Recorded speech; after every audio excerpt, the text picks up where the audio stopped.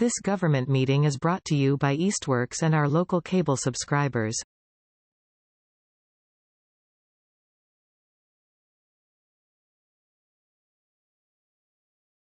So, all right, so we'll welcome everybody, get this started officially. It is Monday, January 22nd, 2024. This is the meeting of the Easthampton Energy Advisory Committee. Jamie Puckett, the chair, joined by committee members Connie Dawson, John Pepe, Josh Rosenblatt. Cassie Yekoff will be joining us essentially once she can get here. She's a little bit stuck on her way back from Boston. And we also have Bruce Voles here and somebody else that if you're willing to identify yourselves, please do. Otherwise, feel free to listen in. We will have the opportunity for public speak in just a moment.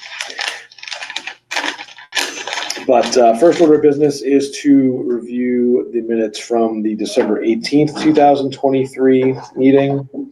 Which kind of will send around a little while ago. A very little while ago. Very little while ago. Okay, keeping with tradition. Yes, yes. So we accept the minutes. we have a move to approve the minutes. Do I have a second? I second. All right, a couple of seconds. All in favor? Aye. Aye. All right, minutes are approved. Thank you for that. Let's see, opportunity for public speak. If anybody is here, member of the public would like to speak, we have some time set aside for you now. Yeah, if you're online, so what you can do is at the bottom of your screen here, you can use you should be able to unmute yourself if you want to, but also you can just use the raise hand function if that's helpful, but otherwise you would use all the buttons along the bottom to do those things if you are interested, or you could send something in the chat.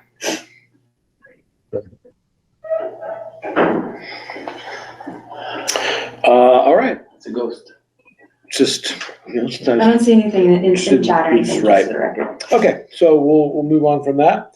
Couple, maybe one just quick committee update. Following on from the last time, the Bees Committee, which is made up of members of other committees and City Council, has set a meeting date. It's going to be next Monday, I believe at 6 p.m. Here at 50 Payson. So right now I am the member of this committee that's serving on that committee. So I will report back on anything that happens there. If anybody else is interested in attending, I'm sure attendance is open to that meeting to come and check it out and see what it's all about. And it's also available virtually to attend? I don't know that I have an agenda for that yet. I will happily share an agenda with folks when I see one. And if there is that option, I would assume they'll try to do hybrid. It's going to be upstairs in the larger meeting space, though. So I imagine there will be an opportunity for that. So yes, that's exciting to see that sort of taking shape, taking flight, I suppose, as it were. It's the first one, yeah. Yeah, Owen is organizing it, and eventually there'll be a chair selected for that committee that will run things going forward. All right, so let's see, change things around a little bit just to go along. I guess the other committee update is I did email. I emailed the mayor at the end of last week with some updates on things that are going on with the committee, just to keep her up to date on things. Also provide her an opportunity to weigh in on a couple things, including the aggregation piece again, which we'll get to. But in the meantime, the big thing we have going on right now was the climate action plan, which was submitted to us as a draft, or at least an outline of what the draft will look like. For us to kind of review some of the main pieces, provide any comment on those before they start to go out to the public and other stakeholders. So I know Josh and John, at the very least, provided some direct feedback to what was happening or what was located within there. So Cassie, why don't I start with you, and if you want to just sort of broadly outline kind of what they did and where we're at. Yes. Oh yeah, go ahead, John. I don't remember exactly what I wrote, and I didn't see Josh's. Is there a way to take a look at them now? Yeah, we should be. I can throw them on the screen, but that would be a little more in detail. So I don't know if I can just quickly go over just a quick start with that, and then we will. Did you have something? No, that's fine. I'm gonna wait till then. Okay. I was going to say mine were very simple. I could just tell everyone. Okay. Yeah. But Yeah. good, we'll summarize first and then we'll get into the specifics. Yeah, and mainly what I just wanted to summarize was that, what we've received here from Weston and Sampson, it's not a full first draft, like you saw, it's really just those 3 pieces, which was an outline of what they're gonna include as a whole, these draft actions, which is probably the biggest, piece to work on here, and then the prioritization matrix that they're gonna apply to each of those actions to help organize them essentially, within their groups. And in that email, I kind of explained, how we're breaking it down and how it's grouped into these certain different sections, that those are kind of relate to how we wanted the actions to be grouped in our scope, based off of information for business owners, residents, and municipal actions directly. And then they added this state regional collaboration piece, which is I really like that. So the other thing just to keep in mind is that we're working on this with, there's also gonna be a hazard mitigation plan that's gonna be, they're gonna start working on that pretty soon. So some of the things that are a little more related to resilience and physical, infrastructure projects probably make more sense to be in there, if that makes sense. And we have the green infrastructure master plan as well. But they do plan to kind of speak to that in the plan, just kind of referencing what we've already done and what's currently in place. And they'll probably reference the hazard mitigation plan as well.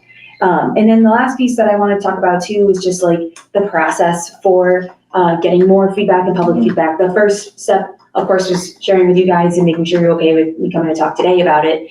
It sounded like everybody was. And then also was able to share it with the mayor's office and city councilor Owen and Zarrett and the city council president, just to keep them in the loop of what's going on. And No idea. the mayor similarly didn't have. So you have done that? Yes. Okay. Yes, just as the first, are you ready for me to go to these next stages? So they also were okay with this. So I don't know if we want to talk first about what the process of review will be and then do our own review, or it just seemed like maybe it'd be good to go over the process of review. Yeah, go ahead. I understand.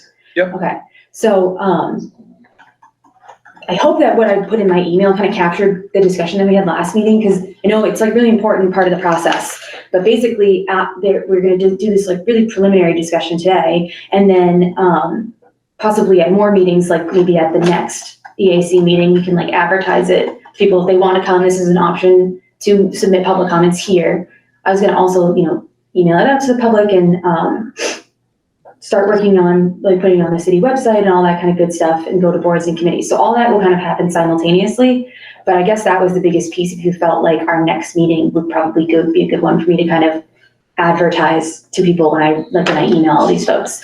But then in addition to this, we can also plan to have a virtual meeting that's this is the only purpose, and Weston and Sampson can lead it, if that makes sense. But I didn't know, so do both. With us. No, for this first piece of the draft, I guess. With us. Yeah, with you guys, absolutely. But it wouldn't be taking up one of the regular EAC meetings. It would be a totally separate thing. And then probably would be in the evening or something, whenever it seems like more people could go. But that I thought made sense. So maybe I can advertise the next meeting as being an option for people to go to if they want to an EAC meeting. And then I guess my other question is, do you want me to try to get Weston and Sampson to come to the next EAC meeting to help talk about this, or no? I'd say yes, they can send somebody. Yeah, okay. Probably a good idea to be able to talk to them directly. Unless you're already going to be meeting with them in a way where we could show up and. Oh yeah, well there's that too. Yeah, we're doing our weekly or bi-weekly check-ins. Right. And so that's next Thursday, not this coming Thursday. I was going to do that with them. So if you wanted to do that, I can definitely. My plan was to. All the written comments that I've received thus far is kind of compile them and send that off to them, by the end of this week. But, and then based off my notes today in this discussion, but, yeah, absolutely. You guys can come to that, so I can send you that. Okay. Yeah, we do that. And then if it seems like there's need we can let them know about the next meeting, and then we can solidify once we see, if any of us are able to go to that meeting and chime in, or if we need to provide extra feedback or have more one-on-one with them, then they can come to our meeting potentially. I just want to ask so we're inviting people to our next meeting, and we're going to have that meeting just be about discussing the plan. But then the virtual meeting, will that be once things have been moved along further? Why are we doing 2 meetings if we're inviting? I just want to understand what we're doing. I think that's a good question. I was just thinking that'd be an opportunity for like yeah, I didn't know that you guys were wanting the next EAC meeting to only be reviewing this. We could do that, but if it was just kind of yeah. No, I don't want that, and I don't think we would need both. I wouldn't want to do both, have Weston and Sampson there and the general public there if we're also going to be scheduling like a separate thing. I agree. So- I think that makes sense. Yeah. And the public is always welcome to come to any of these. Of course, meetings. exactly, right. Yeah, but I will advertise it instead that we're gonna do I will send it out to those people who are on my email list who are explicitly interested. And then I'll advertise it as we're gonna also do like an event with Weston and Sampson that's just talking about this. So why are you, I guess I don't understand why are we going to specifically alert people that we're going to be discussing? I mean, if you want to come to this meeting, they're That's what I'm saying, I welcome. won't do that. Yeah, okay. Yeah, it sounds like that. Yeah, and then we'll makes have a sense. meet, I think that makes more Yeah. sense. Yeah, okay. Yeah, I mean, again, we would probably try to reserve it for public speak as well. Like, we wouldn't necessarily want to just have the public going throughout Yeah. the actual agenda. Like, and again, I don't want to limit the agenda to one item. We only meet once a month. Yeah, I mean, if it means we have to do separate, meetings or specifically around that, that's okay.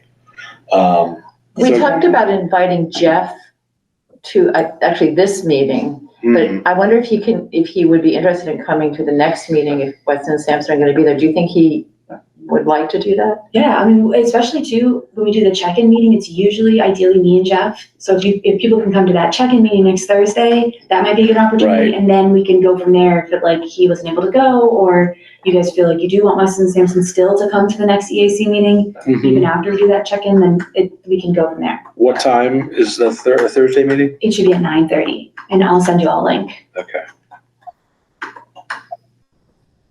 AM. Yeah, yep. Yeah, I don't think I'll be able to, what time is it? 9:30 a.m. and it would Can't do be that. Thursday, I believe, February 1st. Yeah. Next Thursday is February 1st. I was like in shock. Oh well. Okay, did someone online have a comment, or was I talking over somebody? Oh, Okay. think just making so. sure.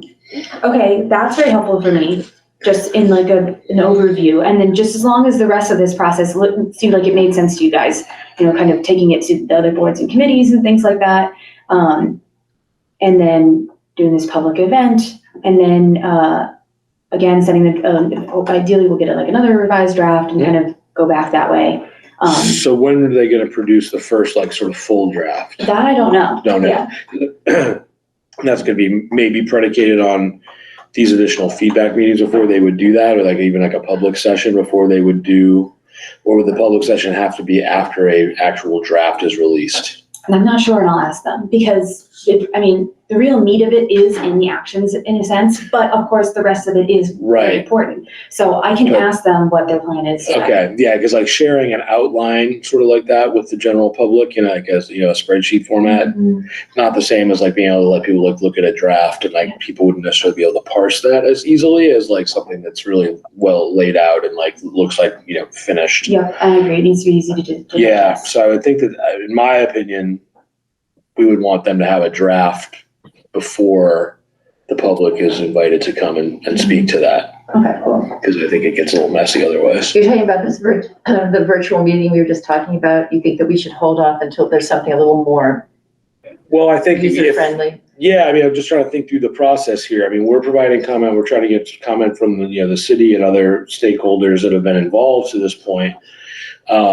But we want to get to that before the first draft is released, and then I think the public reviews and provides feedback, That makes more sense to me.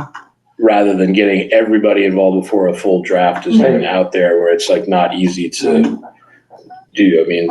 As John is testifying, right? He's providing comments and then keeping track of them and figuring out where they are. Yeah. In this format, when you're dealing with a spreadsheet and Google Docs and whatever, is not ideal. And when you don't want to have everybody in their personal Gmail accounts or whatever, But get in the mix. you will give this draft to the other boards and committees, you think? I don't know. I feel like that's maybe a good idea, if that's okay with you guys. to work Yeah, through it with them on this is fine, I think, Okay. yeah. Okay.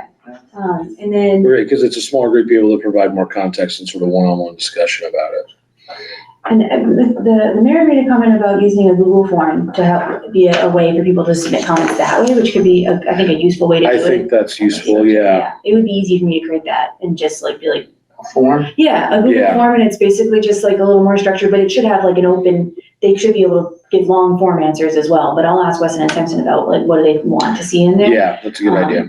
And we can go from there. Maybe That we'll would talk be with them very this Thursday useful. about that. Okay. You can throw some categories together to comment in, so at least the comments come in some organized fashion back to them. Right, so it's like, yeah, Just- which section are you commenting on or whatever, yeah.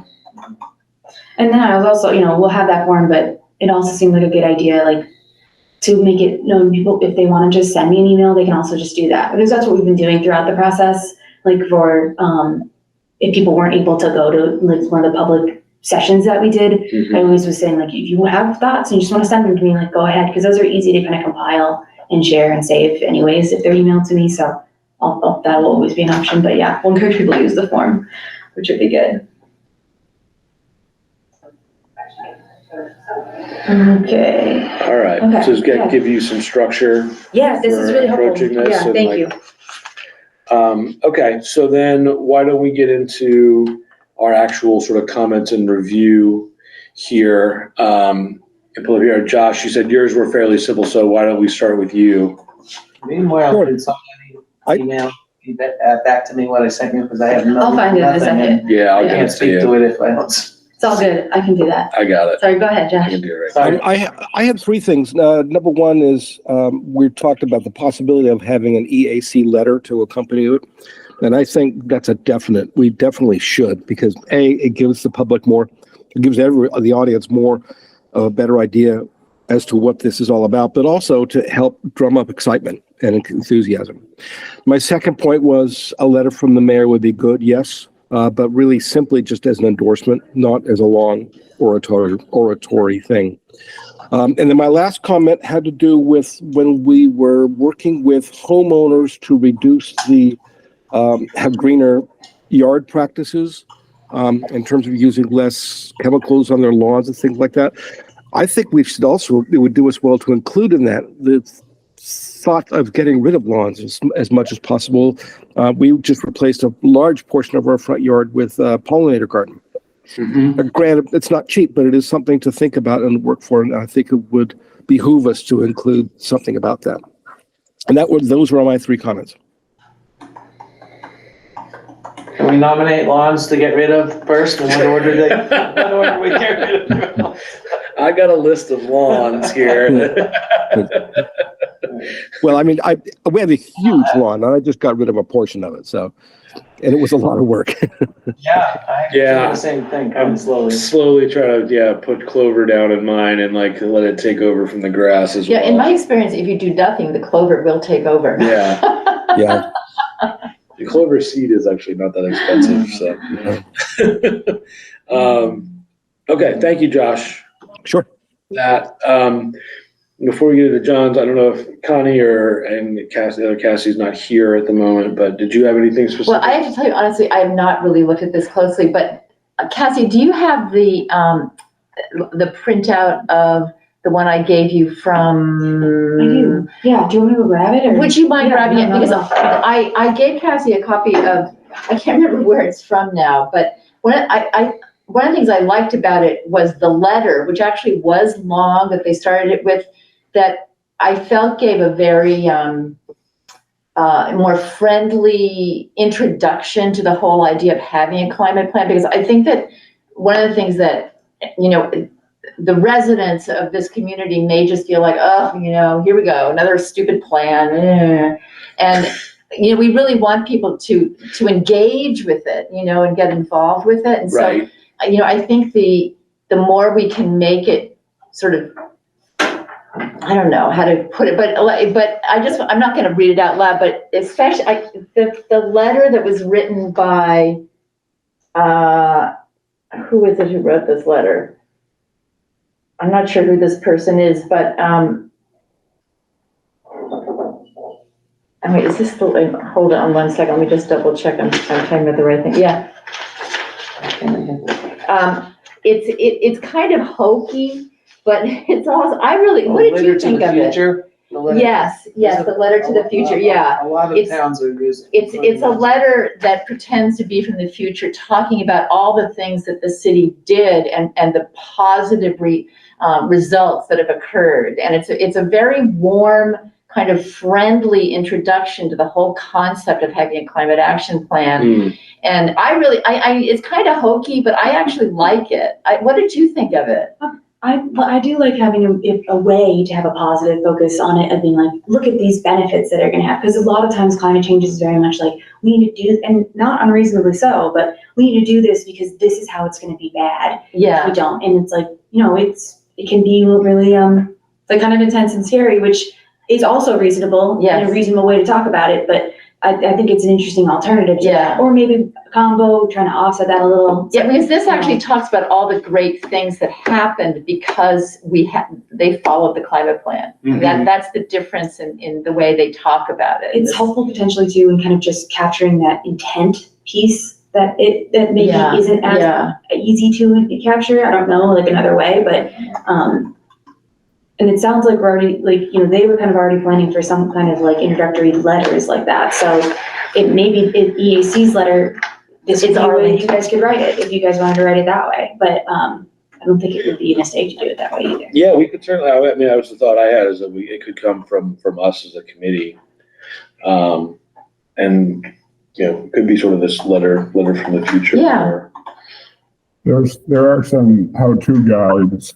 I think what you're describing is visioning, and there's some like what that process is in terms of how to structure and how to go about it. If anybody's interested, I think I could dig up some stuff and set it on. In terms of helpful, in terms of getting the process started. For the letter writing, yeah, sure. Okay.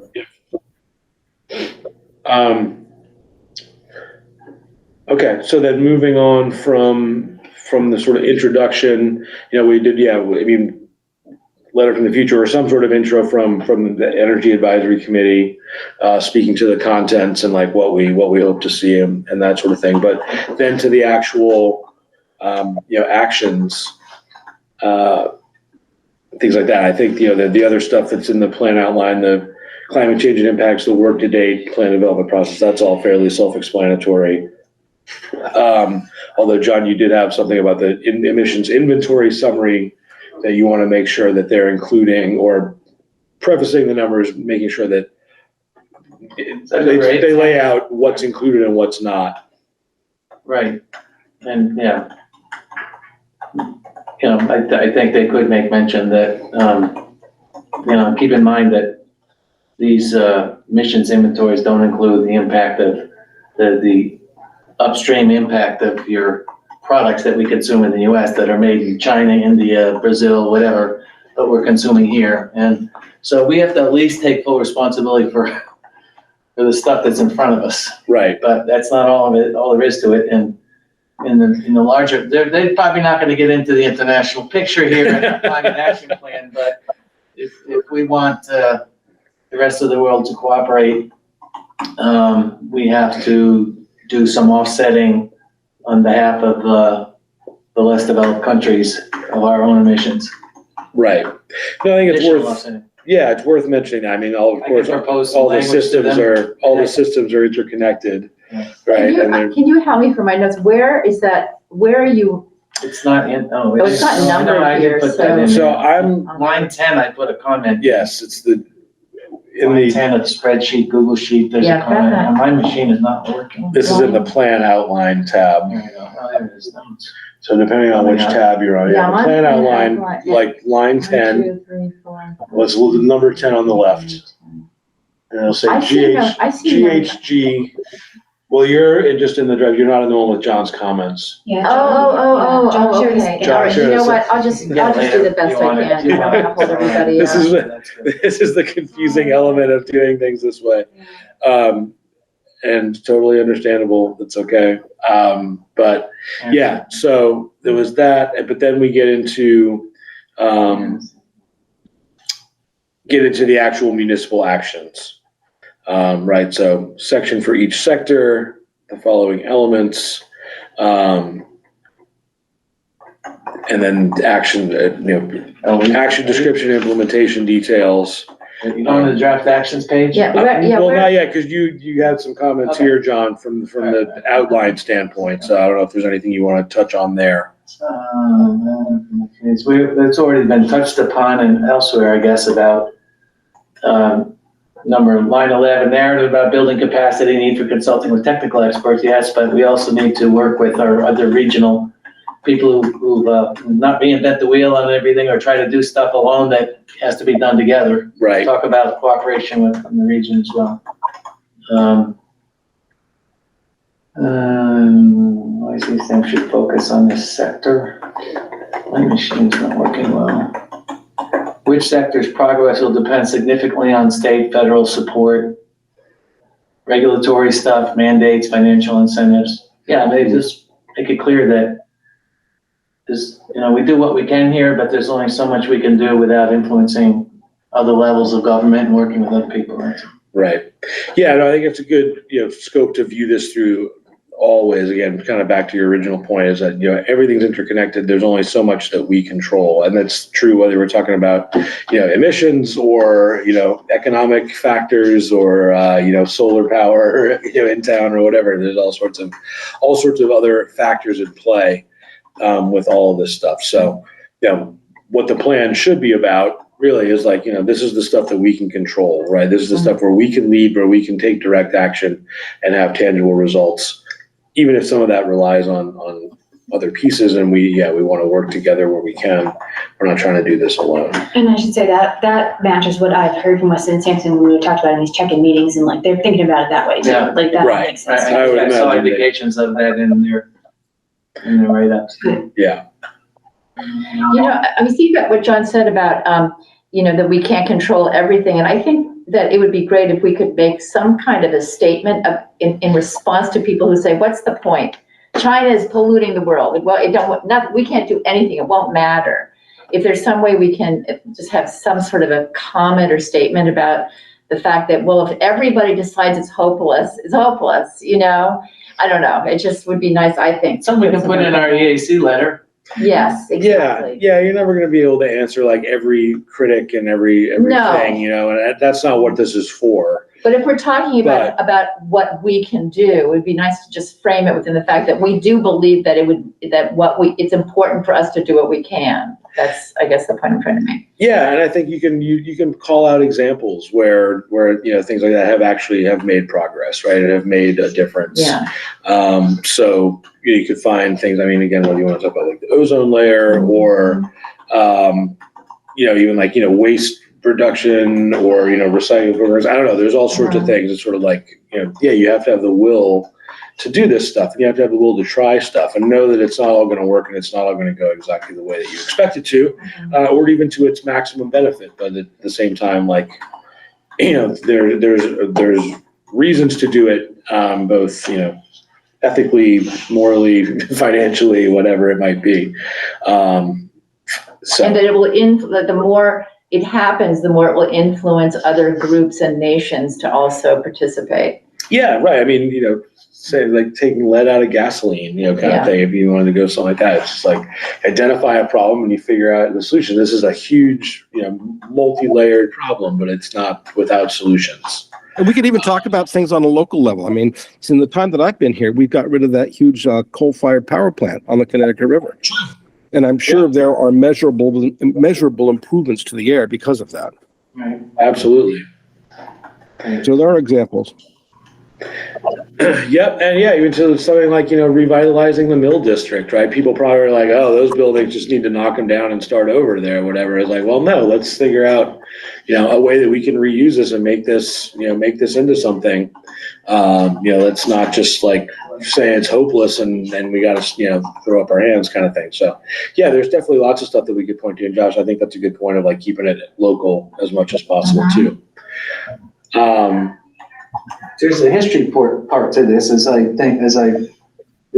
understand, and all the other plans I've read seem to have, what have we done in the last 20 years here, and this is maybe the culmination of it in some way. Right. And there's a chance to talk about, we've got 2 megawatts of, because people didn't give up and say it's hopeless and what can I do? That we've got 2 Right. megawatts of solar power on the landfill. We've got a high school with rooftop solar and EV chargers set up. We've got this, that, and the other. And Right. Yeah, there is a section for that, for Easthampton's work to date, essentially, we'll be covering those things that we got going on and what we've done. So, And again, you can just look at what's the year-over-year stuff right now. I mean, again, nationwide, but solar and other things are setting records constantly with like new installations, and there's a ton of momentum behind so much of this stuff. So. And there's the new concrete plant going into Holyoke, which is a big deal. Yeah. Cement, Doesn't emit any CO2 emissions. So, cement plant, as you say? Say the concrete plant in Holyoke, yeah. John, I'm having trouble understanding you. I don't know if there's anything you can do. It's like your microphone or something. I don't know. That was for you, Bruce. yeah, Bruce, yeah. it is a little problematic. Let me see if I can turn it up. Okay. Yeah, it's always the Yeah. combination of technology and speaker and everything here. Yeah. Okay, but Ed, before we get into this, I guess the specific draft actions, John, anything else on the outline itself? You had a couple more comments, but I think they're maybe stuff that we've kind of covered already. Yeah. and did you just email this one that also is like your general points? I thought I had sent that originally, yeah, but, I think you had sent that originally, I lost yeah. track of how I that whole didn't see process that. worked. I'm sorry, Yeah, well, I had it in my folder in draft, so I don't know, he seemed to have seen it, but. The numbered list, this, I Yeah, don't know, there's this one 3 right or 4, here, I think, that you yeah. just sent, You so. email- But thank you for I that. just resent it again, just in case I never sent it, because I'm not sure what got through with it, so, I'm sorry. Yeah, I don't know that there's anything more in that front sheet that I had. Actually, maybe I did just get that a little while ago. We can see if they get hit as we go, we can see Yeah, if yeah. those things are hit as we go through. Okay, yeah, we don't need that. I mean, the comments are in here, and again, Yeah, we can talk to Weston and Sampson directly about some of the stuff. But yeah, if there's anything within the actions themselves, John, that you wanted to talk about, so I know you started with like The next tab. Yeah, the next tab, the draft Yeah. actions. I wonder if maybe even it makes sense just to think, it didn't seem like when I read your comments, John, or other folks, that there was any actions that you were like, definitely don't want this in there. No. Or anything super big, like missing, seemingly. Maybe there's some things there's missing, some but- stuff missing, I Right. think, or I'm not sure it was addressed, and that's, I thought I commented it earlier on besides this opportunity, but yeah, when we're reviewing the climate action plans, we talked about what we liked and didn't like and some of the other, and I think one of them had examples of the cost of inaction. That's good. Damage to property from flooding, whatever, that's from whatever kinds of examples you want to come up with. Rising costs of property insurance, lost work, food, farm, those kind of things, which make it a little harder, for people to say, why are we bothering with this? I mean, this costs too much. So what's the cost of inaction? And they can take they can maybe take some specific local examples, or they can go with some general statistics that are out there about the kinds of impacts people are and the cost of them. Would that be something, I mainly was talking about for the missing actions, would you want that to be something that is included in the description of the actions, and this is what could happen if we don't take on this action? Or are you talking about more I of haven't thought about that, general? but more as a introductory, why are we Yeah. doing this? Okay. And Yeah. Grab like their that. attention early on. I mean, Isn't that a narrative and data on expected climate impacts to explain why Easthampton needs to reduce, now I've just lost is it. that in there? So that's in Yeah. there, that's good, but Yeah. let's also talk about the dollar numbers to the extent you can throw dollar numbers at that. Okay, so we should add dollar Yeah. numbers. I think, yeah, so that's like the climate change and impacts section, which is, I think that's good to outline. And again, kind of the other side of the coin of what Connie's talking about, like, why are we doing this? Like, the good things, but also to avoid the negative consequences, right, of inaction. I mean, there's people in parts of Florida having trouble getting dumped off their property insurance. Their Right. insurance is dumping them. Yeah, What will be next? I think one example of a specific action that seemed like it was missing was one of the emails that I received from Cassie Eckhoff. She's not here yet, but so I don't want to speak to her, pull her too much, but she was concerned. I guess I wasn't sure. but if, maybe we should wait till she's here. But she was concerned seemingly about the building stretch code element. But the way that I talked about it with Weston Sampson and my understanding about it is like that is included in here, but we wanted to also have support for folks to learn how to adapt and be ready to implement and correctly comply with that stretch code. Yeah, I think that's a really important piece if it's not in here, and I'm sorry, I don't know if it is, but that we actually need money, some allocated in some way, maybe a grant, so that we really can provide that support to builders. I think it's really important. Yeah, and that was kind of reflected by the building inspector's comments about switching to the specialized opt-in stretch code. But it is something that the mayor explicitly said that she wanted to be in here for adopting the latest stretch code essentially. And then also, is there going to be a requirement to become a climate leader community, which is like a new designation that Green Community is coming out with. Okay. So a combination of those two things. So hopefully maybe we should just wait till she's here and I can ask her about it. Yeah, well, it is in here. I mean, they do have, in the draft actions, there is the part that says track the success of the municipal opt-in specialized stretch energy code in other communities, for example, Northampton, and participate in and host training in preparation for adoption. So it doesn't say actually adopting it, but there's something about it. So I would maybe stronger language. Hesitate to call that an action per se. Okay. It's like let's keep an eye on it sort of thing versus like actively pushing to do it, which I think we would all be in favor of. I'm hoping that it might actually be adopted around the time that this actually comes out anyway. I have to say I haven't pursued it this last month, but I know that at least some of the city councilors are in favor of it. I know 2 who definitely are. And Hadley just stalled on it. Did they? Turned it down for now. I believe there's But they're one of the few, though. They really are. I'm just saying, but that kind of news may cross the, surprisingly, even a guy, Michael Doctor, who's, a champion of local farming, lore in the valley kind of thing, was hesitant about in Hadley, so there could be that kind of thing. Well, maybe so it sounds like definitely maybe like a revision of the language there and maybe something a little bit stronger about really adopting it, that being the ultimate goal. But then we don't want to get rid of the piece of supporting and helping the local people to adapt to that change. Right. If that makes sense. Well, yeah, because if we're focusing on what we can do locally, like boom, that's something we can do, tomorrow essentially.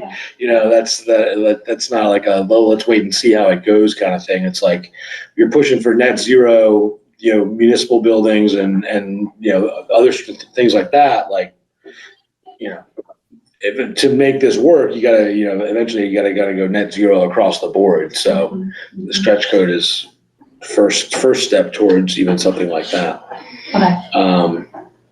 So yeah, I agree. I think stronger language around that is. So as of December 5th, 29 cities and towns in Massachusetts have adopted the opt-in code, just for your information. Mm-hmm.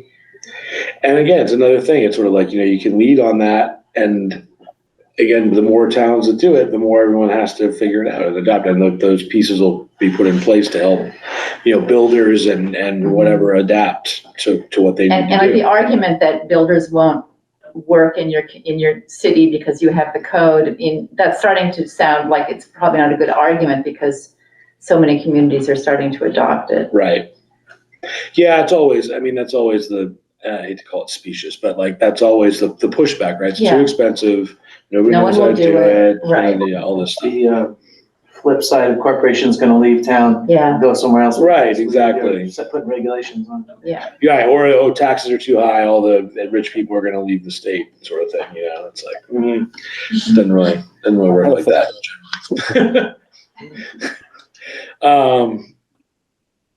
Okay, let's see. Anything else to specific on the actions themselves?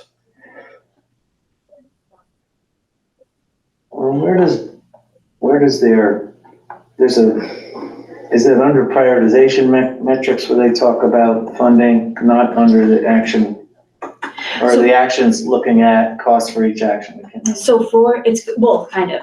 My understanding is that in the actual form of the plan, it will, it kind of like, it'll go over each action. And one of the information that it will provide is the kind of an estimated cost. I mean, it might be impossible to say exactly how much each action will cost, but at least an estimate. And then that is also going to be used in this prioritization matrix to help them kind of organize the actions within the plan when people are reading it. And I know one of your comments there, you was questioning how this point system was going to actually work, it sounded like. My understanding is that There's two sets of points. Yep. That's what I'm confused about. Yes, so there's the first piece, which is the greenhouse gas and implementation. We're on the third tab, people. Yeah, we're on the third tab. Thank you, John. So, it's just, there's nothing listed here, right? It's just the matrix, and it's just an example. And, they're happy for comments on this too, but basically, the more points you get, like, so for the amount of greenhouse gas reduction, you might only get 1 point on that, but it might be short-term to implement, so you get 3 points there. And the cost is really low, so you get 3 points there. And then it's medium in terms of funding availability, so you only get 2 there. And then that's one way, you get that amount of points just for that, reaching that net zero goal, right? How is it implemented towards that? And the higher number you get there, the higher ranked you're gonna be in terms of prioritization to like execute first, if that makes sense.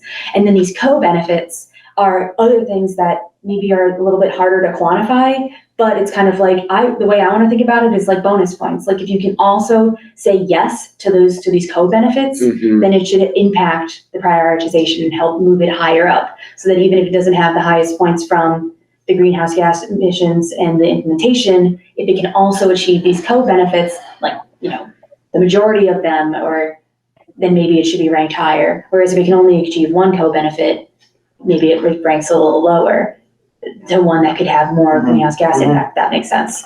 But maybe that's not as explicit enough, maybe in terms of how those co-benefits come into play, and I can ask them about a little more detail. Just so I understand this, so for any action, you would go across this grid, and you would either get 1, 2, or 3 points based on, and then you'd add them up. Okay. Yeah. So like each establish a column. ranking. Yes, Yeah. got it, yeah. Okay. Well, you would get more than 3 points, because there's up to 50 points possible, so But each No, one's for worth the each, 10. but for Yeah. each Per column, Yes. like you would go through and say, this section, the amount of GHG reduction is high, but then, following along something else is low, so Right, and so for Yeah, I each guess- column, you get a number, and then you add it up for Right, each action. but how is 50 points possible then for one? It says 10 to 50 points I are don't know, possible. why did you? I How don't many know. columns are there? No, that's what it says at the top here. Does it? It's in there, it's in there. There's 5 in the first section, 5 columns in the first section. Oh. So, and if you go to the drop downs, they make you choose, it looks like they make you choose That didn't between come out 1, in my 2, and printer. 3 Right, for each action. Say if you go to line 10, Awesome. your first action, you assume your first action is there. You go across there's 3 points in each column. So as So it you get- stands now, you can't get above, 15.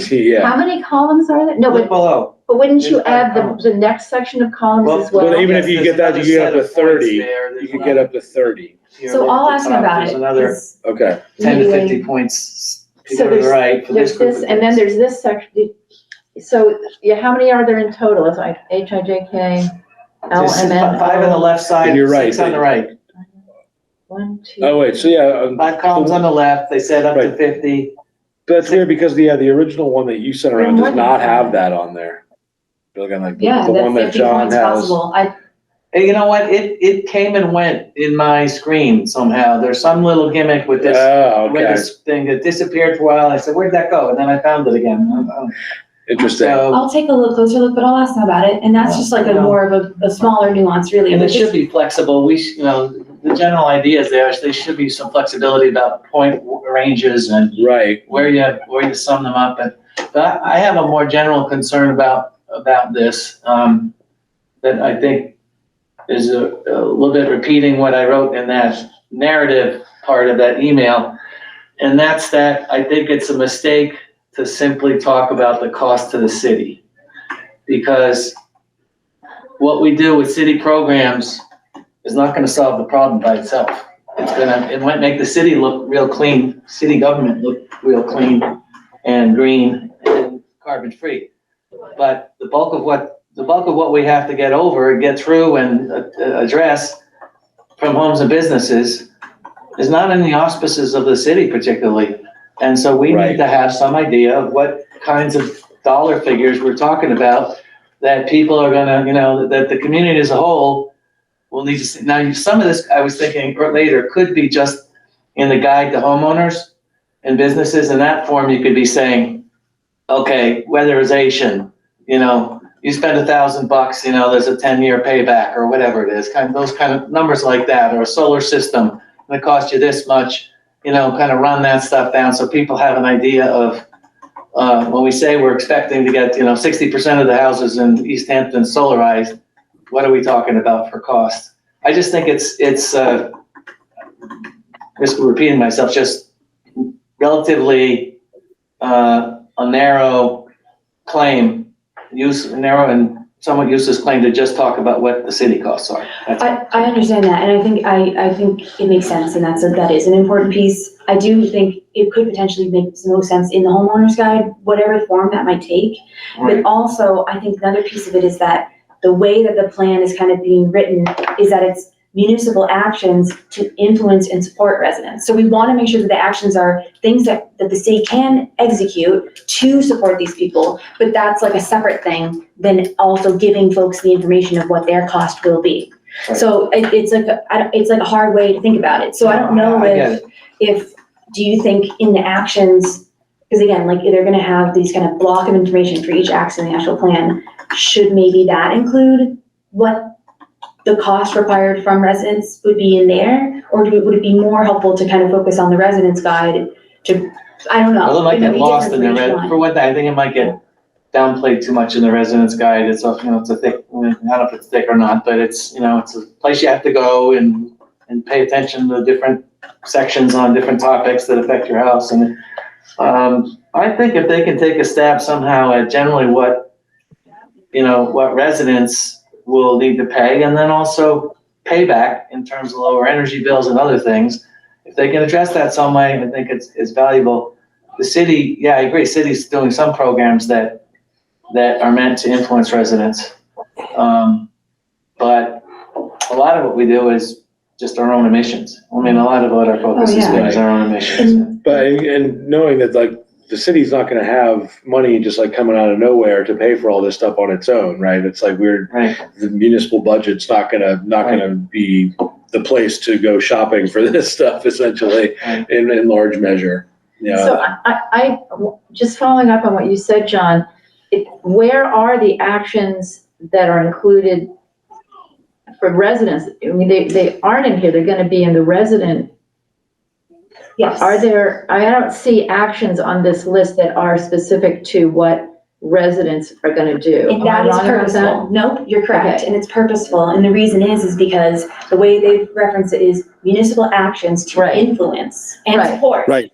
Residents. So maybe what we're saying then is that whatever we do produce for residents should have a section like this. Oh yeah, and I think that obviously definitely should include this kind of financial aspect that John is talking about. Yeah. But I think it is an interesting point to find a way to work it into the plan as well, even if it's maybe in the narrative section or some way. I don't know. I think I'll need to talk to Weston Sampson about what they think is the best way to try to capture that here, because I get why John's saying that. Yes, I do too. Yeah. I'm just trying to understand where, Yeah. it's almost like there's another section that has to be added to this or something. I don't know. It would be Well, like it's- the homeowners. Yeah, this is the municipal climate action plan. Right. This is not like the individual homeowner's guide to saving the planet sort of thing. It's Right. like, I thought it was a city climate action plan, Yeah, Yeah, for the city which to is- execute. like, not just, okay. well, yeah. yeah, she's saying, but it's to influence But that's what individual we're also action, but gonna it's have. not, That's- yeah. We're also gonna have the homeowner's guide to Yeah. capture that, to be a tool for people in that way. Or are you thinking, it's just hard to, I hope that you're not thinking that this is not what was in the scope and what we tried to plan to make originally from the beginning. But if you think that like maybe we need to have a whole extra other section added in the climate action plan, I just feel like. No, Or maybe it's it just- just needs to be referenced so that if Yeah. people are looking at this, they know that there's this other document, yes, whatever, that they I agree. they I guess want to it's like more a matter mention of- a Well, lot. this isn't a document for people to keep like next to their bed and like refer to Yeah. at night and like, okay, so then here's the steps I'm gonna take. This is like for the city to influence and like, guide things forward. So, again, other things that are geared towards individual actions are separate and sort of outside the scope of what we've asked them to do here. And maybe it'll become more clear once we have a better understanding of what the residence guide will be, and that will make more sense. And the residence guide is the thing, again, this is a longer standing document, like a residence guide is something that's gonna change on the regular, right? It's gonna be updated as new things come into play, as new incentives, as new programs. If we're doing like a heat pump pilot program, like that could potentially blossom into something that's gonna be like an ongoing thing that's like, helps individuals take action. Well, where does something like this fall in? What if we want stepped up service, because we believe people will start using it now, stepped up bus service, and a significant chunk of money has to be made available to the PVPA to increase routes and frequencies of routes through the city, and that's not going to come out of the city budget. There might be something we have to contribute to get that off the ground as a city, but it's going to be something that users, I guess it's users, would end up paying. Where does that fall? I would say that would fit in the state and regional collaboration and advocacy piece. Right, and that's where it is. It's Collaborated it with is the Pioneer there. Valley Transit Authority to expand Right. public transportation services and increase ridership. Right. Because that is a huge piece, but it's something that the city can't do alone. And I think that needs to be captured. I agree with you. Because and hopefully, obviously that needs to be expanded upon more, and it will be in the plan. It's just, this is just noting that that's one of the things we're gonna expand upon. Yeah. Okay. Can I ask a question about the way they set this up? Why do, like mobility, it's in different places. Why isn't it all together? I think, Because it's grouped, if you look at the third column here.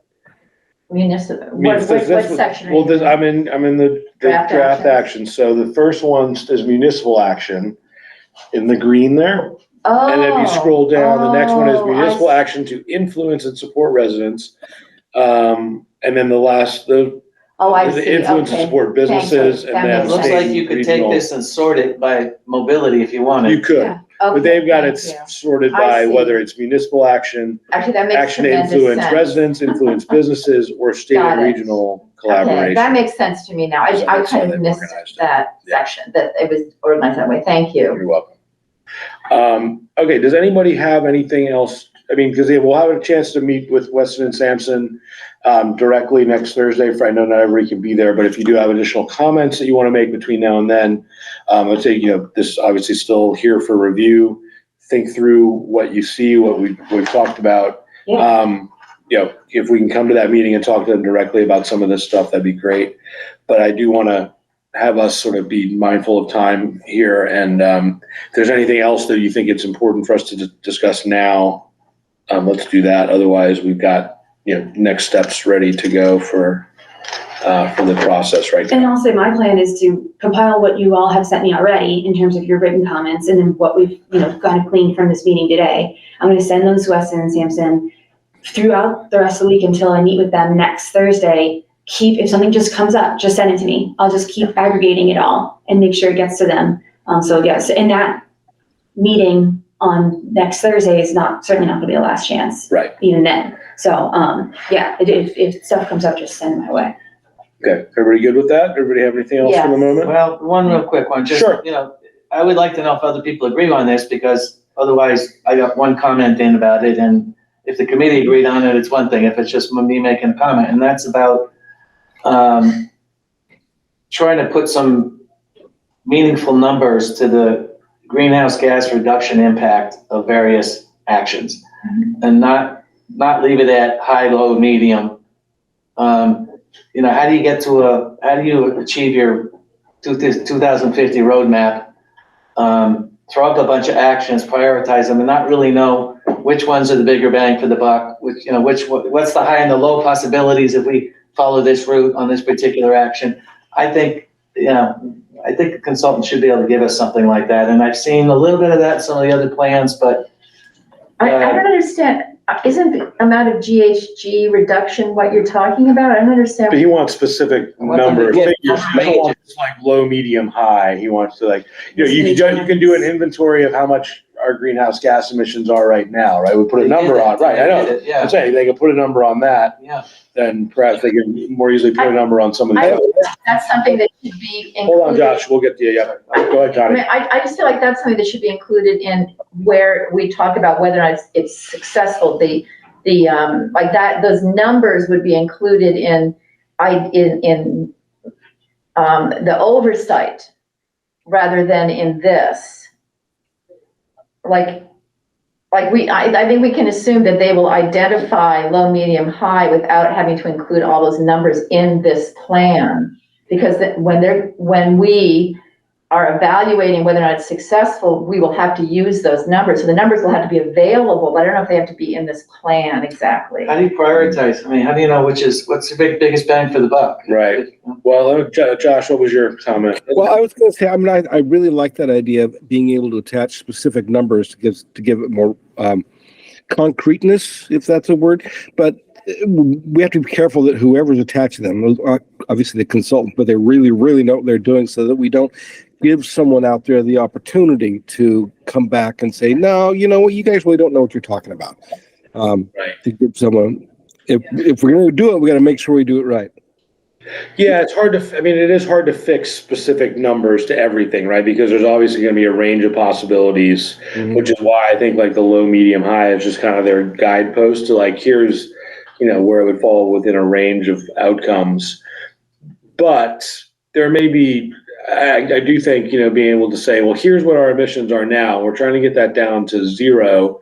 And like, here's how much each of these like sort of takes off the top in a way. Like if we did under the action section, each of them would have to have that as one of the comments about the action. Maybe, yeah, it could be like estimated greenhouse gas reduction if implemented or something like that. Because like I said, there's going to be these big blocks of explanation for each action that are in the actual plan. Yeah. And so maybe one of the things that just real quick is saying estimated amount of emissions reduced. That makes sense. And just make sure that it's clear that it's like, this is an estimate thing, like, I don't know, there might be a way to kind of like qualify that and be like, here's how we're going current to do knowledge this. or whatever. Yeah. But what John's saying is that we wanted to say this is what it is now as well, like you want that number in the action. I'm not sure about that. We have an inventory, it's by sector and fuel type and that sort of thing. Right. And I'm not sure that they can take, actually in order to say this is how much you could possibly get out of this, they have to have some idea what portion of the picture that action is addressing and therefore remediating. So, Yes. Right. yeah, I think, So let's then see what they say. Let's query Weston Sampson on it and Yeah. see if that's, So- see what they think and what they say is possible. In adding on to what John's saying, where in this does it talk about how all of these things are going to be monitored for success? Yeah, so in the outline, you can see there's the portion that says, Which one are you on? Line, draft actions, or where are The you? first one, plan out. yeah, the first sheet. And my understanding was it'd be in options and timelines.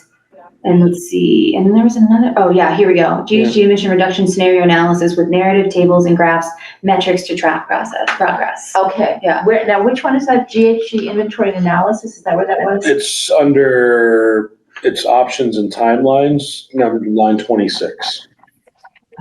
Yeah. 26. I mean, you can't have metrics to track progress if you haven't set up some. Well, that's right. It seems like they're gonna know Yeah. something like, Yeah. right? Emission reduction scenario analysis, narrative tables and graphs, so. So I guess they are planning to include that. Yeah, but it's like, right, can they break it out a little bit into each individual action? Or, somehow tie those together a little bit Some more? of them might not be amenable to that and others might be. Right. Yeah, no, I think it's good. I think that's a good line of questioning for them and just like see what they can do. I agree. Okay, with that, is there anything else pressing? Say we'll move that to the next phase, which is talking to Weston Sampson directly. Again, let them talk to the other, city stakeholders, departments and things like that, so that they can produce, an actual draft plan. That again, the public will be able to see and comment on, or again, we'll have another opportunity to look and comment on that in a more sort of fleshed out version.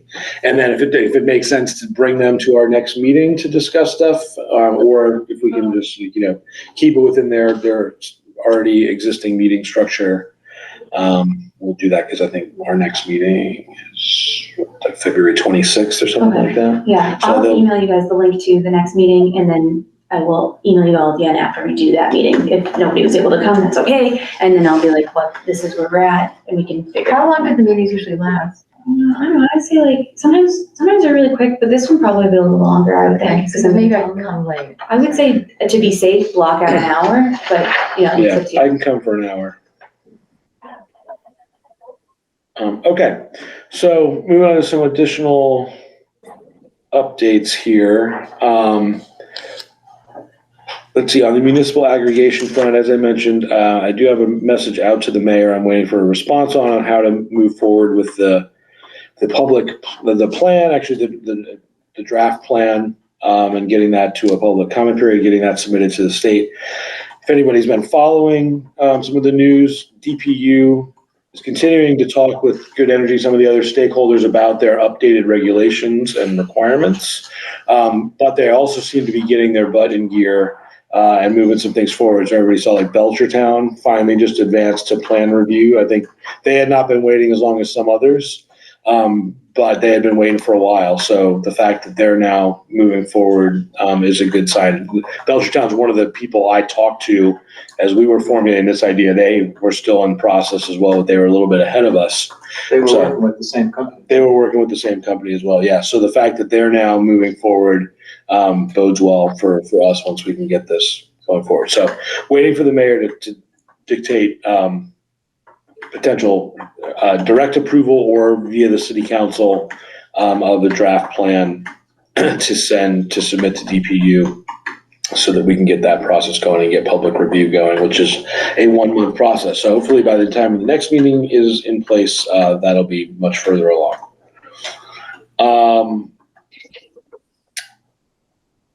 Let's see. Yeah, I don't know too much else to belabor that with. So on the heat pump pilot program, I know last time we had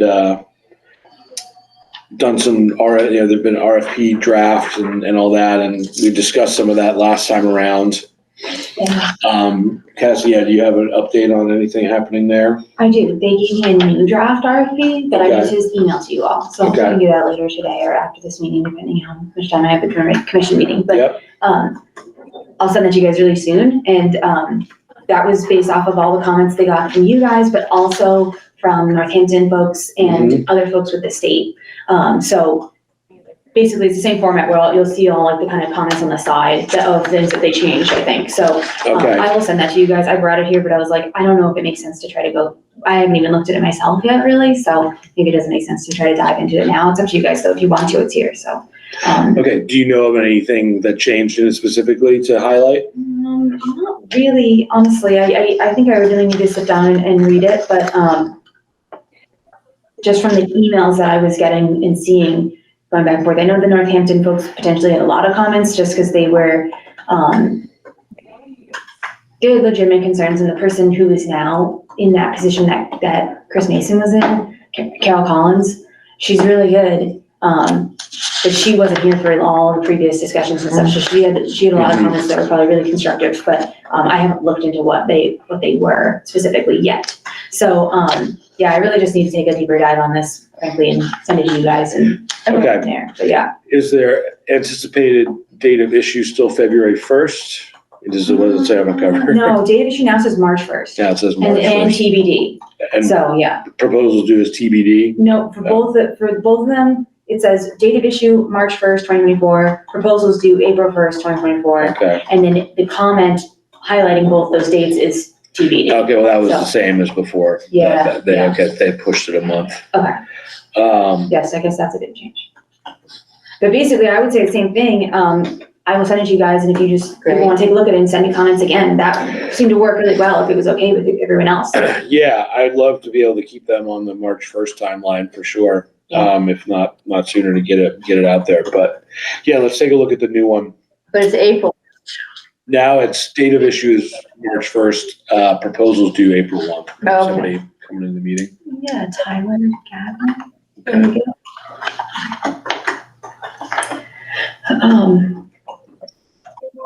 Let's see. All right. Okay, so, all right, you'll send that out and we can all take a look at that, and get stuff back to them as quickly as we can. I left the Green Community 2024 grant proposal and annual report just to give a quick update Yes. on that. The biggest update is that I've got comments back from DOER, because we submit the report, and if there's anything they need more information on, they will send a list back of here's what to work on. Wasn't very long, honestly, it had like 4 or 5 items on it, and most of them seem like they're hopefully would be pretty straightforward. But I spoke with Chris Mason, who's the regional coordinator for DOER, and is basically our main point of contact with this reporting process. He said we need to have, hopefully, in order to be eligible for the next grant round, we should have this resolved by March 14th, mid-March, and I feel pretty confident we'll definitely be able to do that. I'm certainly gonna try to get it done this month, I would think.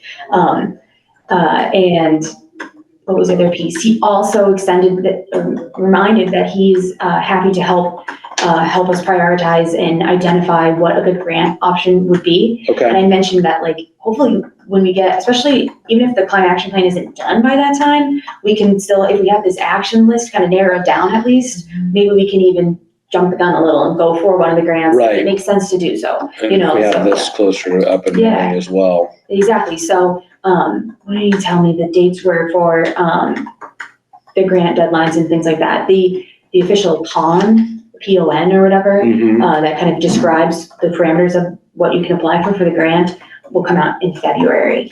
I think he said the end of February. I have the specific dates in the email he sent me, but we still have a little bit of time Okay. to take a look at those things and see if we can get a little closer to trying to identify something.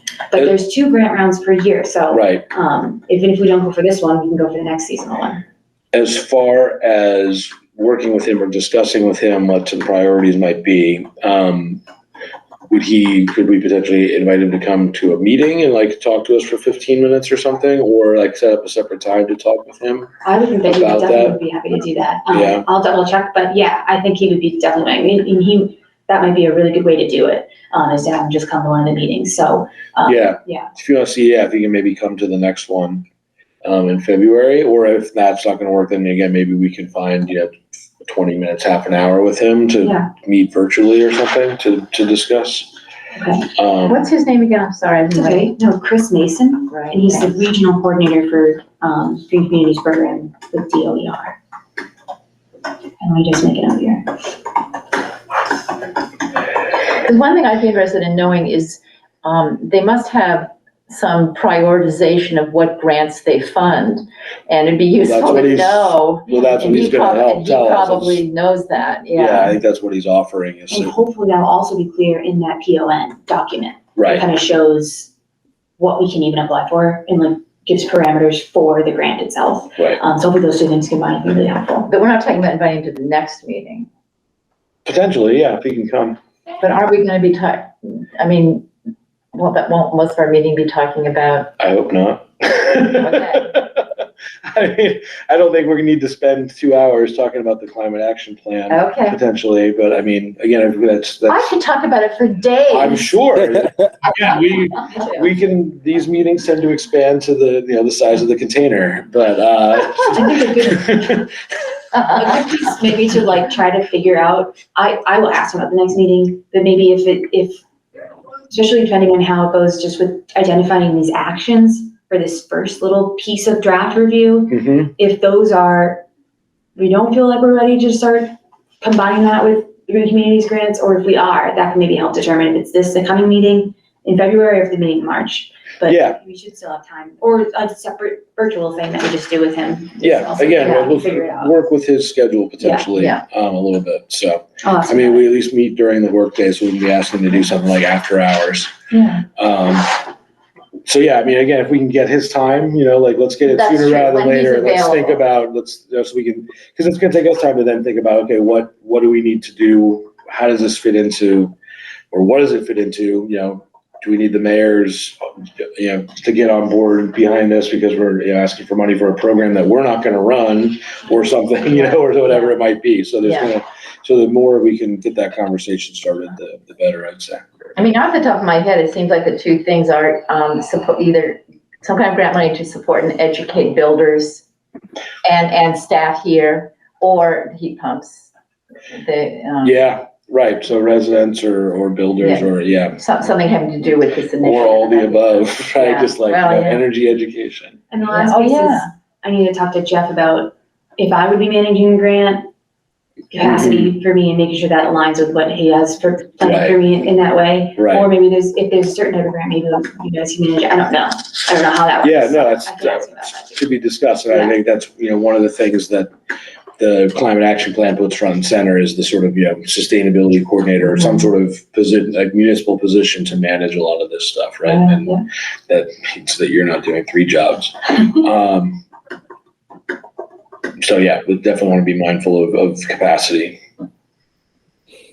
All right, so let's move to on the school bus electrification thing here. John, I know you had reached out unsuccessfully to the mayor and Megan. I have a little bit of progress there. So we're hoping to get in front of the full school committee. Obviously, they've just had, their last meeting got canceled, I think, because of snow. So they've just had like one sort of intro meeting. Their next meeting, 2 weeks. Their next meeting, it's every 2 weeks so they meet tomorrow night. Yeah. And they're meeting only once in February for some reason. So then then there's like 4 weeks off and then they meet in early March. Yeah. So I'm hoping that maybe we can get on the agenda for their February 13th meeting. We're not like tomorrow night is probably a stretch. So I talked to I wouldn't want to come tomorrow night because I need to do some more work on the presentation and the PowerPoint. Right. But Did you say the 13th? And I'm not here. February 13th is the next school committee meeting. Yeah. Then after tomorrow. What there is tomorrow, though, before the school committee meeting is a finance subcommittee meeting. I know that's who you presented to previously, but the new finance subcommittee is Megan. It's Laura Scott, who's also the president now, or the chair of the committee, and Eric Guyette, who I know and who I actually did speak to about this the other day because I saw him somewhere else. So what maybe makes sense is their meeting at 5:15 tomorrow beforehand is just to maybe pop in to say, hey, whether you can do it or I could show up or both, and just say, hey, we'd like to get on the agenda for the February 13th meeting. John, Megan will know, of course, that you were previously there and she was interested. There's just, we pop in at the public speak time at the very beginning, and maybe just say, hey, could you get us on the agenda? Let me talk to you. Okay, we can talk for a minute. The way you get on agendas, though, is showing up at subcommittee meetings, and it's just another avenue to pursue. Yeah, I mean, that way. Who's the chair of you're saying Laura Scott's chair of the whole school committee? Chair of the whole school committee, yeah. And she's on the finance subcommittee with Megan and Eric. Yeah. So I think that's our best avenue. It's try to show up there real quick, and then see if they Zoom. I don't know if the finance, I didn't see a link for the finance subcommittee on Zoom, so I think we'd have to show up in person. Okay. But again, I'm happy. I suppose I could have done a hunger strike in front of mayor's office or whatever to get attention, but I didn't want to just keep bugging. I asked her once, I figured. Yeah, well, I mentioned it in my email as well, which I'm still waiting. Yeah. Right. And I had Megan's personal email. I was like, well, now that starts to take it to another level of email her directly. Yeah. And so it's like, we'll just keep it. We'll show up and see what they say. If they're like, we won't be able to do it till March, then they can't do it till March. But hopefully we can get on there for them. Okay. Anything else that you have to update on that at this point? No, I've been leaving it alone until I need to get ready for a presentation. There you go. All right, so we'll push forward with that. That trolley thing got canceled. Yes, that's good. The trolley visit got canceled because difficulties with scheduling it. What was that supposed to be again? Plymouth was one location, something on North, Salem. Okay. I can't remember. One of those northern, yeah.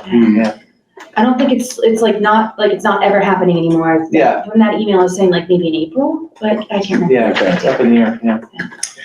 All right, well, I've kept the sort of electric vehicle infrastructure thing on here just to keep any.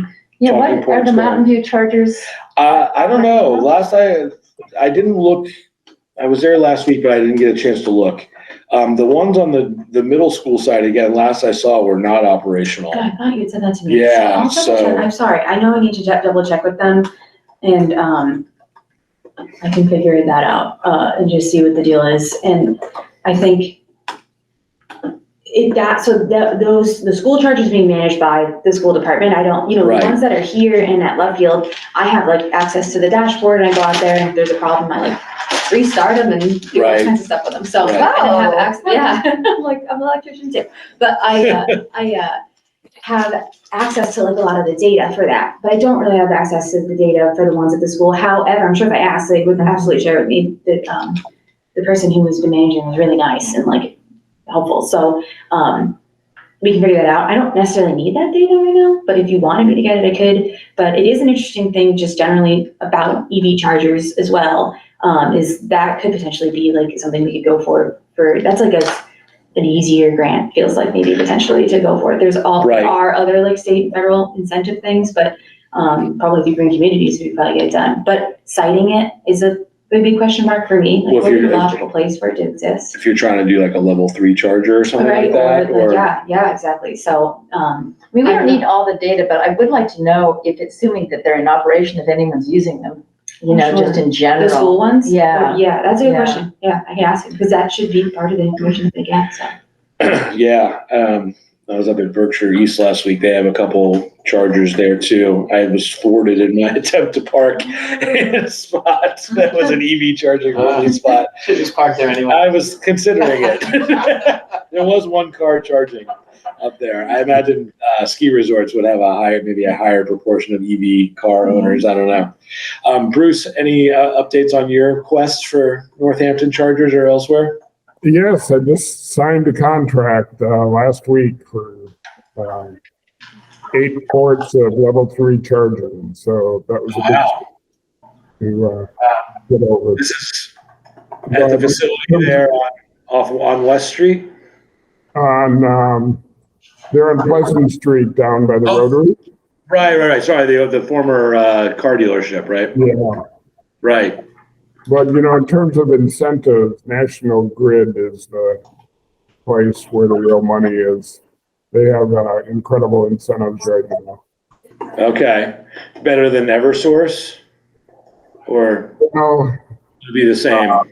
I'm using National Grid, so I'm not sure what the Eversource ones are. Okay. Well, you have to use them, right? Because it's in Northampton. Yeah, it's not a choice. Right.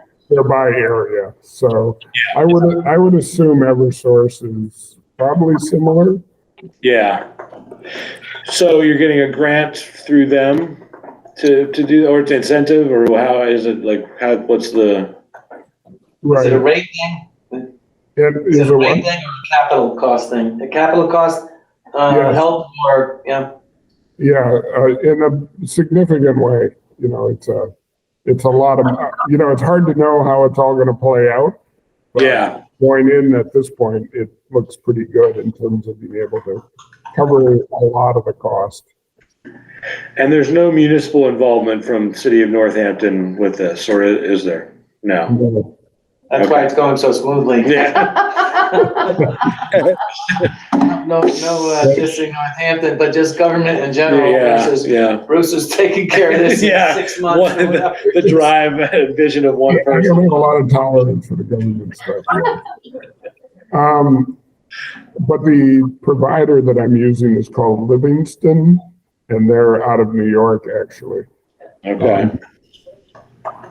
The city ones are all Voltrek, right?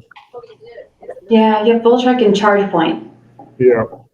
What about in Northampton? What are they using at the city?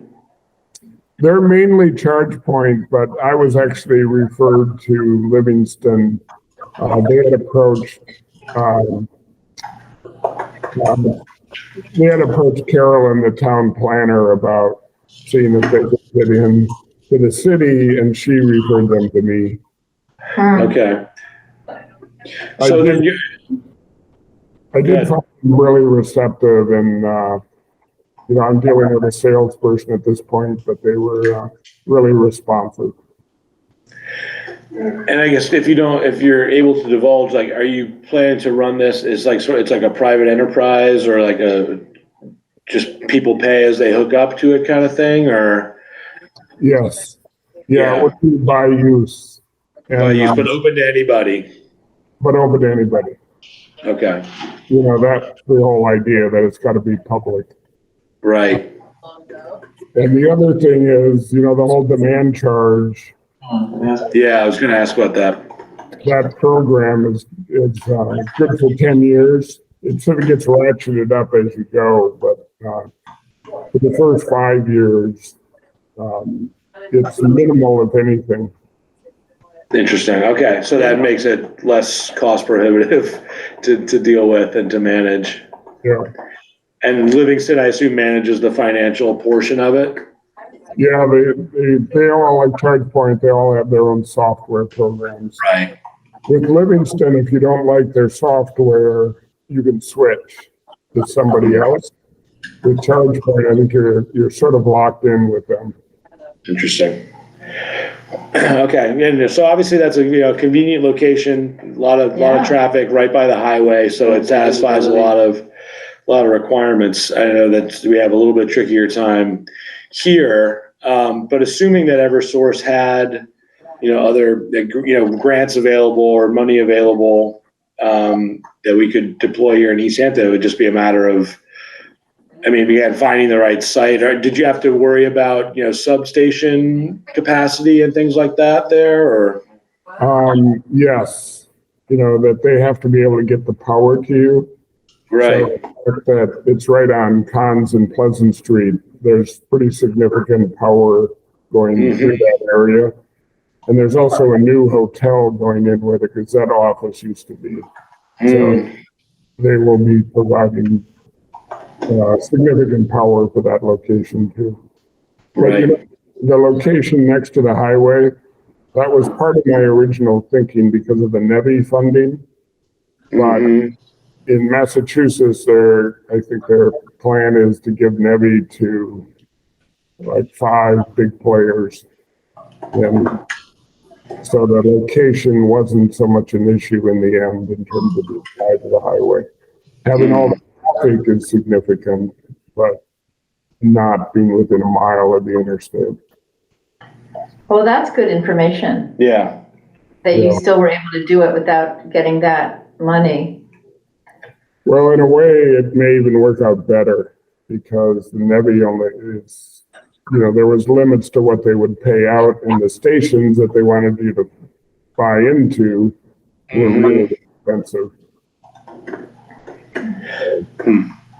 But that's still going to take 8 months to a year, so. Okay, well, still, it's. That's faster than nothing at all. Yeah, it's like planting a tree, right? Yeah. Right on. The only other thing I want to add to it is just in terms, the other piece for if we add more EV chargers at the city level is the cost to run them. But like you're saying, the demand charge piece, since that in theory is kind of gone, I'm working on doing an updated analysis, as it were, of the cost of them and seeing if the way that we are feeing people is compensating for the electricity costs now that the demand charge piece isn't as preventative as it was before. So I'm working on that, and hopefully in the next couple of weeks I can send that to you guys. And obviously at the next meeting I can definitely talk about it, but yeah. Okay. And then Bruce, for your endeavor, are you going to be running it? Is it sort of like a for-profit endeavor, or is there some other sort of corporate structure that you're running it through, or how does that work? Well, part of this is also to have some food-related businesses on site. Okay. So I'm not quite sure how it's all going to play out financially because the development costs are so high for doing anything these days. So the hope is that both of those revenue streams will generate something, but. Okay. Yeah, I'm not trying to get too into the weeds. Just curious, just thinking about it from our standpoint and like what we can borrow from what you're doing, like that maybe would work, or like whether it's like an obvious like break even sort of proposition versus like something that's going to get subsidized somehow or whatever. One of the problems is nobody will give you an ROI because there's too many variables. Yeah. When you look at the incentives and the demand charges and the location, there's just, I have yet to get an ROI out of anybody. It's an ROI. Return on investment. But Oh, thank who's you. supposed to give it to you? I mean, what do you mean? Who would you be looking to? You're the entrepreneur. Don't you have your ROI plan? I mean, you have nothing that's reliable. Is what you're saying. No. Yeah. Voltec, I talked to them, I talked to Livingston, because it's a fairly shifting landscape. People will say, yes, you're going to make money, but nobody can say, this is what you can expect for a return. Mm-hmm. Have you told them how long you expect to live, what your desired life expectancy is, and that you'd like to have it paid back within that time frame? I have mentioned that, yes. Okay. All right. It may work out for my kids. I don't know about me.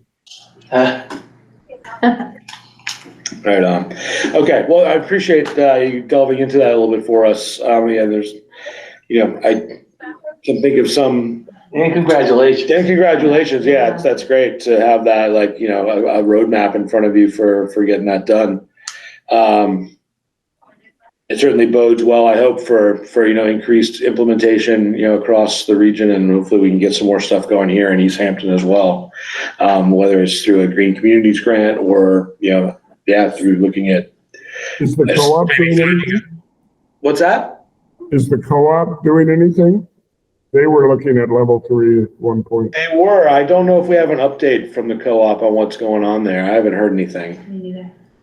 So, yeah, that's one spot. I mean, there's that new, whatever's being developed at the end of East Street there at the intersection of East Street and Route 5. Plus there's the substation right there, and there's that parking lot next to the bike path. I almost think that would be a pretty obvious place to put one. Yeah. I don't know if, again, it would have to be like, sort of a private enterprise thing, or whether the city could potentially look at something there. But the infrastructure's there. I would imagine, getting a couple chargers, that substation would probably have capacity. And, you've got access to the highway relatively close by, all those sorts of things. So potentially, that's one thing that jumped to mind, but that's a little far away from like downtown per se. But Who owns the parking lots behind the mill buildings on Pleasant Street? that's a good question. I think the mill Building owners. I think the owners, because they had to, because they all worked kind of in conjunction, I think, to like rehab that, and like turn it into what it is now. But yeah, all right. It's another one. It could be a good incentive for attracting residents or things like that. I don't know. And plus the other bit now, there's so many more businesses there too.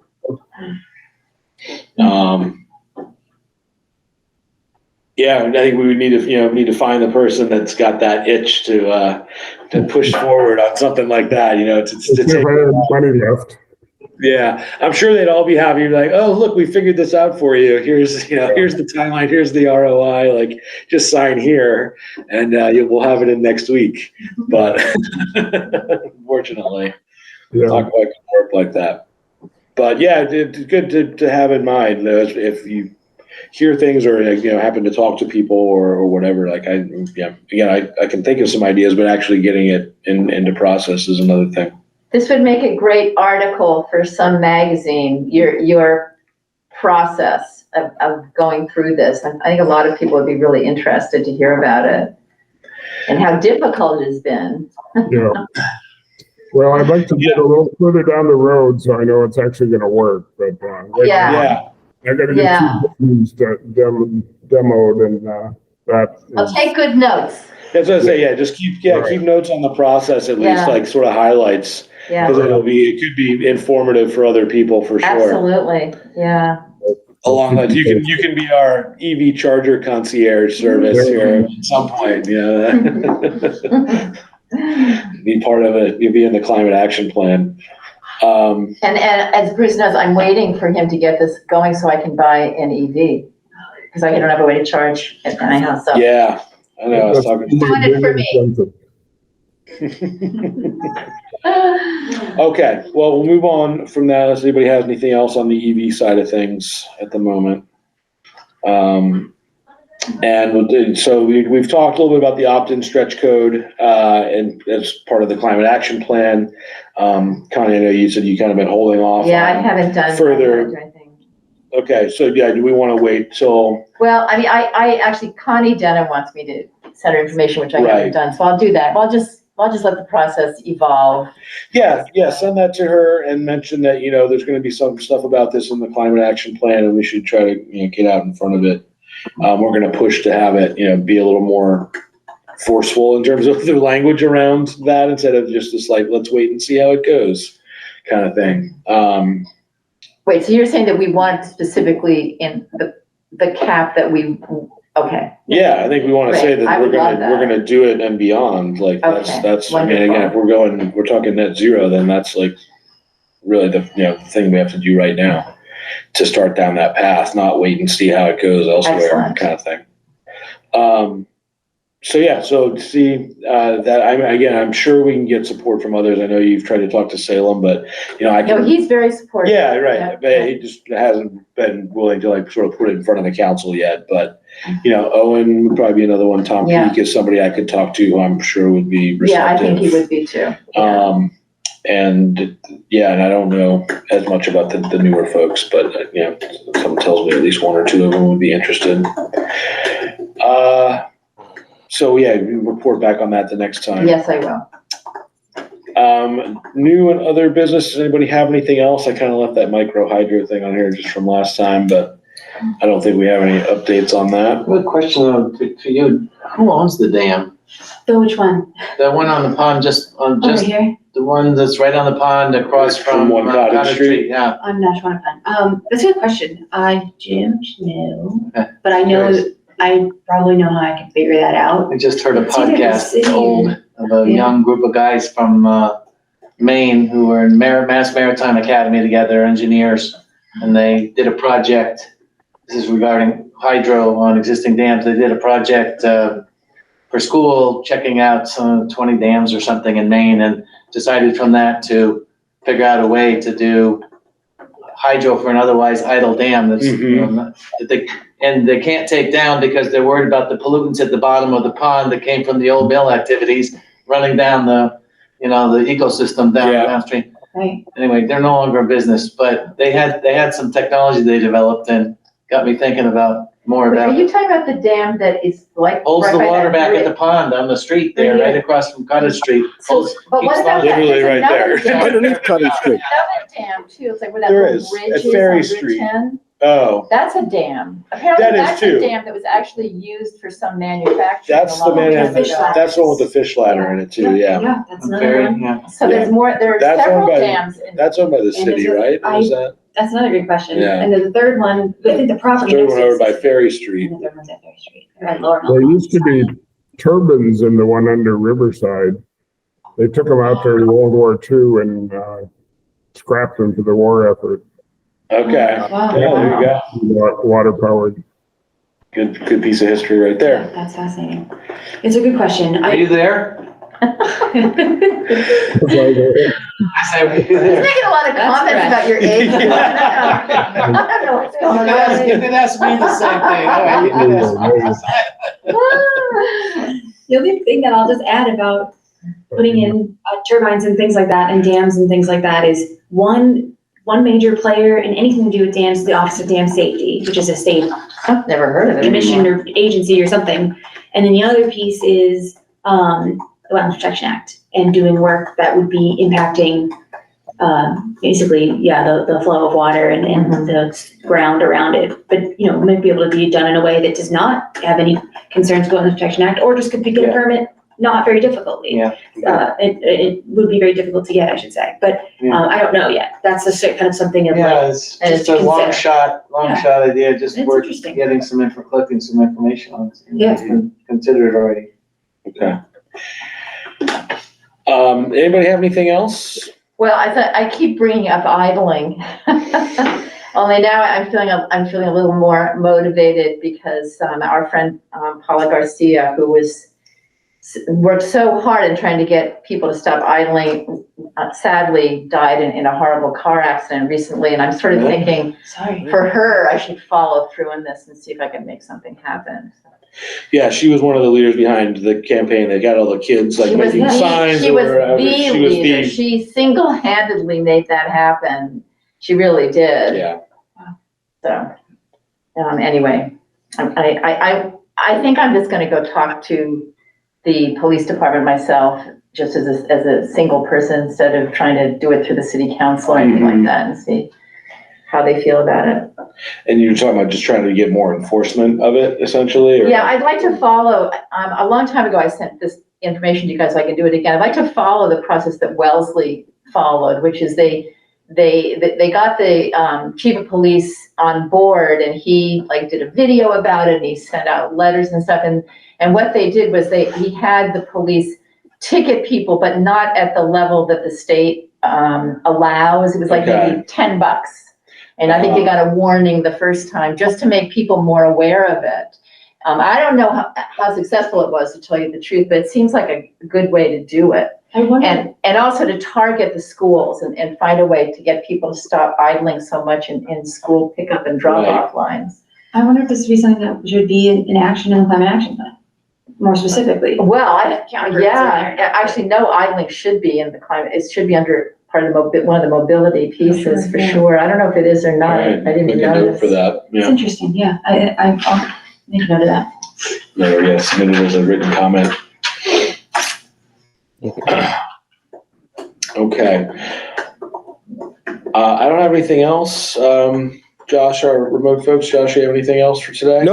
Nope, thank you. Okay. How's California? It's lovely. Well, it goes back and forth between being lovely and rainy and foggy, but we're coming back. We're coming back to the state tomorrow morning, so I'll be back wearing my coat. Okay. Back tomorrow? Stay another week. There's not gonna be any sun here for an entire week. Oh, I got things to do. All right. So I move that we adjourn. All right. We have a motion second. to adjourn. We have a second. All in favor? Aye. This government meeting is brought to you by Eastworks and our local cable subscribers.